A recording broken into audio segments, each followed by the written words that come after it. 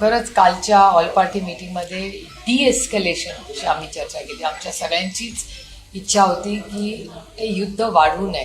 अशी काल सविस्तर चर्चा ऑल पार्टी मीटिंगमध्ये झाली आणि आम्ही सगळ्याच पक्षांनी एका सुरामध्ये भारत सरकार आणि लष्कराबरोबर आपण आहोत असं काल ठरलं. आणि सोशल मीडियावर कोणीच काही चुकीचं लिहित असेल तर ते दोन्ही बाजूनी थांबवलं गेलं पाहिजे, कोणी राजकीय पक्षाचे लोक असतील तरी. आणि आमच्यासारख्या सगळ्या लोकप्रतिनिधींनी जे काही स्टेटमेंट्स करू किंवा सोशल मीडियातूनच करतील ते त्याच्यात कोणी कुणावर टीका करायची नाही.